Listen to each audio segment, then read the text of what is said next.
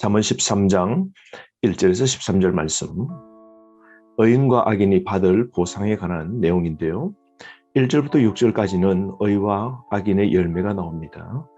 1절, 하나님 말씀 앞에 교만한 자 그 삶을 보십시오. 1절, 지혜로운 아들은 아비의 훈계를 들으나 거만한 자는 꾸지람을 즐겨 듣지 아니하느니라. 훈계와 꾸지람, 경멸하고 조롱하는 자 보십시오. 그는 어리석은 자죠. 그러나 지혜로운 자는 부모의 훈계를 받아들입니다. 2절 말씀, 입술의 열매에 관한 격언인데요. 2절, 사람은 입의 열매로 인하여 복록을 누리거니와 마음이 괴사한 자는 강포를 당하느니라. 마음이 괴사한 자는 비극적 결말을 맞게 되죠. 온갖 좋은 복들을 가져오는 능력이 바로 입술의 열매입니다. 복은 의의 열매이죠. 그러므로 함구하는 자세, 조심해서 말하는 태도가 꼭 필요합니다. 그렇지 않고 과장하거나 무책임한 말을 던지면 반드시 비극적 결말을 맞이하게 되죠. 3절 말씀, 입을 지키는 자는 자기의 생명을 보존하나 입술을 크게 벌리는 자에게는 멸망이 오느니라.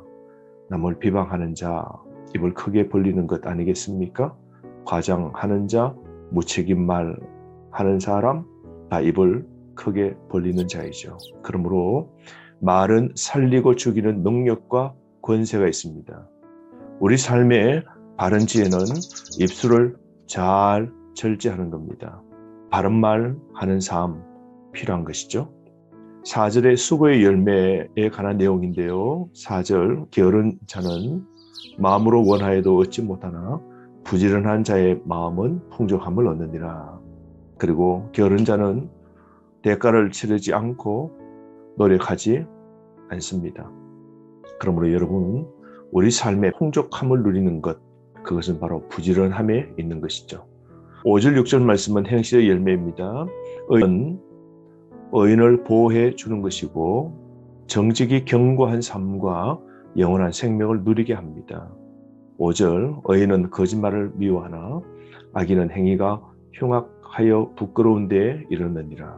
그러므로 거짓말하고 악을 행하면 반드시 전국은 망신을 당하고 심판을 당하고 파멸과 수치를 당하는 것이죠. 6절, 공의는 행실이 정직한 자를 보호하고 악은 죄인을 패망하게 하느니라.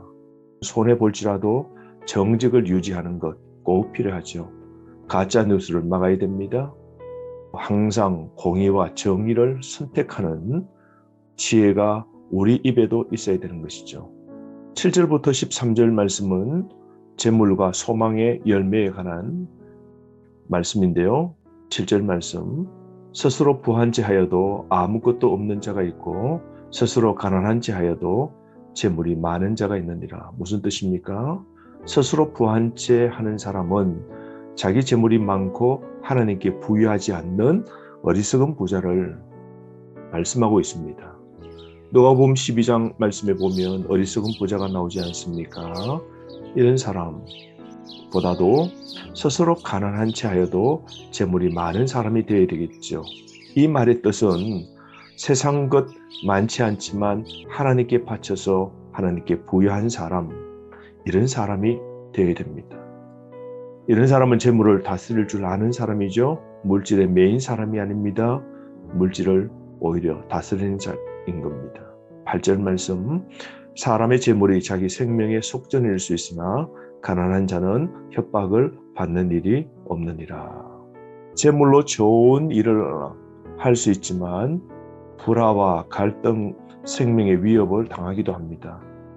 그러므로 재물을 선한 일 쓰지 않는 인색한 자가 되면 안 됩니다.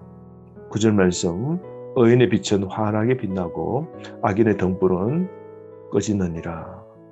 의로운 삶의 궁극적인 영향은 환한 빛이 나는 것처럼 멋이 있다는 것이죠. 그러나 악인의 종국은 불이 꺼져가듯 파멸이고 소멸되는 겁니다. 부자들은 재물로 위협을 당하나 가난한 자는 괜찮은 것이죠. 10절 말씀, 교만에서는 다툼만 일어날 뿐이라 권면을 듣는 자는 지혜가 있느니라. 하나님을 경외하지 않는 자의 특성은 바로 교만입니다. 11절 말씀, 망령되이 얻은 재물은 추락하고 손으로 모은 것은 늘어갔느니라. 그릇된 재물을 감수하고 건실하게 모은 재산은 점점 늘어나게 될 겁니다. 그러므로 불의한 소득 경계해야 됩니다. 노동의 가치를 고양시키는 자세가 필요하죠. 그러므로 우리가 하나님 앞에, 사람 앞에 얼마나 재물을 가졌느냐보다 어떻게 벌었는가가 더 중요한 겁니다.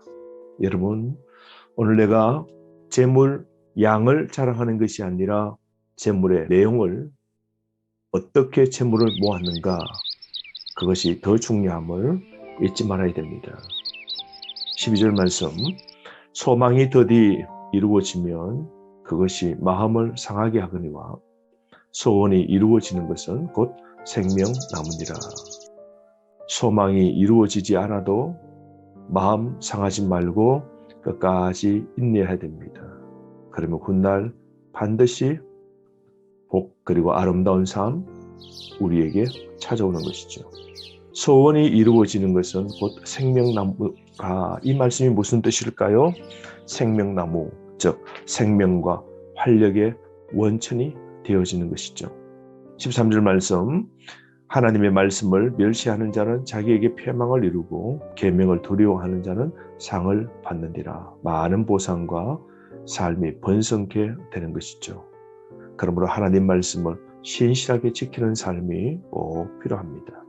여러분, 하나님을 경외함으로 말이나 재물이나 우리 삶 속에 겸손과 인내와 정직한 삶을 살아서 참 승리하는 삶을 살아야 되지 않겠습니까?